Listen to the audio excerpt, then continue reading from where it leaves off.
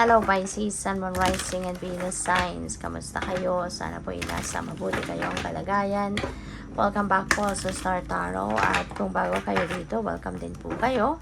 Please subscribe, like, share my videos, and leave me a comment kung nakaresonate po kayo. Thank you. So, first message po ni Pisces, we have the Guardian Angel. Wow, nakakatuwa naman to. Napakasaya, no? Bigla akong na-excite para sa'yo, Pisces, kasi nagpaparamdam ang inyong guardian angel na siya ay laging nandyan para sa'yo. Okay? Huwag mo siyang kakalimutan kasi nandyan siya, lagi mo siyang kasama, naghihintay lang siya na tawagin mo siya. Okay?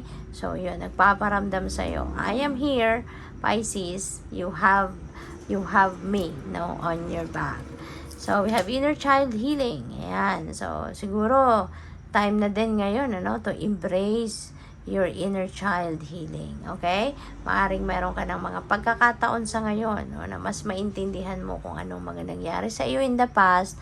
Kaya, bigyan mo yan ng pagkakataon. No? Bigyan mo pagkakataon ng sarili mo para na ma-digest mo kung ano man ang mga lessons, no, na kailangan mo lang matutunan from your siguro mga traumatic situations ito nung bata pa kayo na hanggang ngayon maaaring hindi pa ninyo na-overcome hanggang ngayon, kaya siguro naaapektuhan ang mga disposition ninyo sa buhay, mga pagdedesisyon ninyo sa buhay sa ngayon, or track na tinatahak ninyo sa buhay ninyo sa ngayon maybe is still being influenced, no, by kung ano man ang mga traumatic situations siguro ninyo nung bata pa kayo.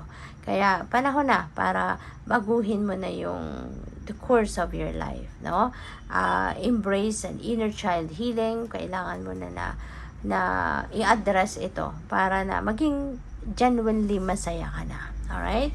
So, at mawala na yung takot or mawala na yung bigat sa inyong dibdib. So, listen deeply. Okay? Maaaring meron ditong may mga mensahe ang universe para sa iyo. May mga divine guidance, 'di ba? Na maaaring pinapadala sa iyo through your intuition. Kaya importante na pakinggan mo ito. Importante na mag-tune in ka sa iyong intuition because ito yung 24/7 na guide mo, no? Yung intuition mo, that is your 24/7 guide na makakatulong sa iyo kung paano mo inanavigate ang mga sitwasyon mo sa buhay sa ngayon. Okay? So, yun. Tignan natin kung ano pa mga messages niyo. And before that, maraming salamat muna for subscribing to my channel. And if you haven't subscribed yet, subscribe na po kayo. Thank you. At saka, maraming salamat din po, no, for not skipping the ads. Malaking bagay po yan sa akin. Thank you. At saka, kung gusto po ninyo mag-join sa membership, no? So, just click the join button po sa baba ng video. Thank you. So, we have the Ace of Air. Ace of Air is a new beginning energy. Okay? Ace is a new beginning. At maaring meron din kayong mga bagong sa ngayon. Bagong ideas, bagong inspiration, mga bagong gagawin sa buhay, mga ganyan. Okay? Pwede rin na sa ngayon, mas magkakaroon ng clarity kayo, mas malilinaw ang inyong isipan, at mas makikita ninyo ngayon ang inyong sitwasyon, mas makikita ninyo sa ngayon ang direksyon, no, na dapat ninyong tahakin sa buhay. Alright? So, we have the King of Air.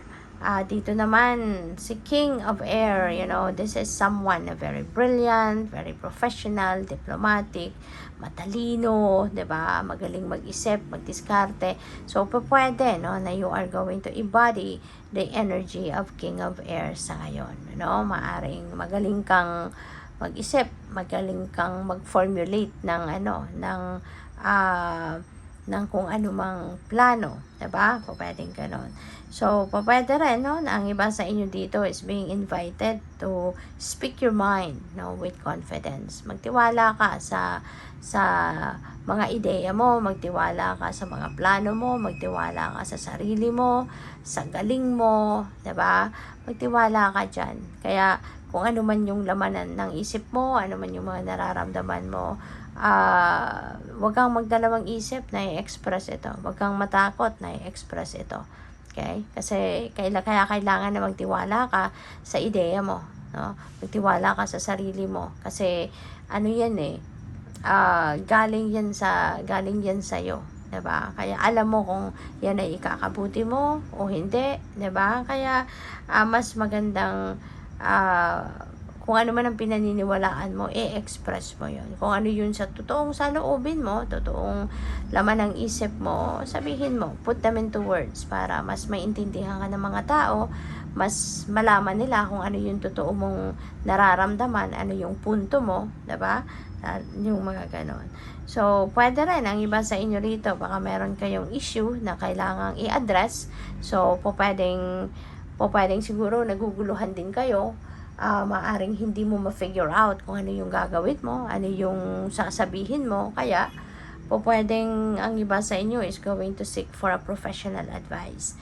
So, pwedeng lalapit ka, no, sa kung sino mang may expertise, no, ng kung ano man ang issue na meron kang concerns sa ngayon. So, huwag kayong magdalawang isip, okay?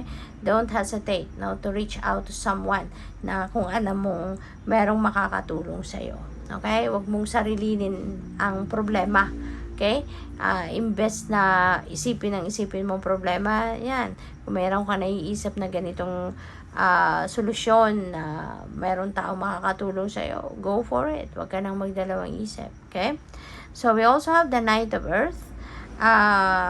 Sabi dito, time to buckle down and get things done. Honor your commitments, no? At merong guardian angel din dito. So, you know what, Pisces? Siguro, ano kayo talaga, no? Pwedeng sobrang lapit ninyo sa inyong guardian angel. Pwedeng lagi kayong nagdadasal sa kanya talaga. Or, alam mo, no? Alam mo na nandiyan siya. No? Alam mo na anong oras mang kailanganin mo ang tulong niya, ay magsasabi ka lang, mananawagan ka lang sa kanya. You know? Pwedeng ganun. Yun ang napipick up ko dyan. Kaya this is really yung parang divinely guided ka talaga lagi. No? You're divinely protected. Kaya kampante ka din, no? At some point. So, yun. Time to buckle down, no? At gawin mo na mga bagay na dapat mong gawin. But, yeah, alam ko si Knight of Earth, sigurista, 'di ba? Kaya hindi ka mabilis gumalaw. You know, maaring sa ngayon, yun ang diskarte mo. Hindi ka basta-bastang tatalon into something or into a situation or into a decision na yung pabigla-bigla, 'di ba? Yung impulsive, no? Hindi ka ganoon, no? Talagang pag-iisipan mo 'yan mabuti, pag-aaralan mo before you take action. Kaya siguro ngayon, kaya kayo iniimbitahan na get things done kasi maaring tapos ka na sa panahon ng pagpaplano, pag-iisip, pagmuni-muni. Kaya huwag ka nang magpatumpik-tumpik pa, nakapag-diskarte ka na, may plano ka na, alam mo nang gagawin mo, so go for it. Okay? So, good luck sa'yo. Thank you for watching. Love and light. Namaste.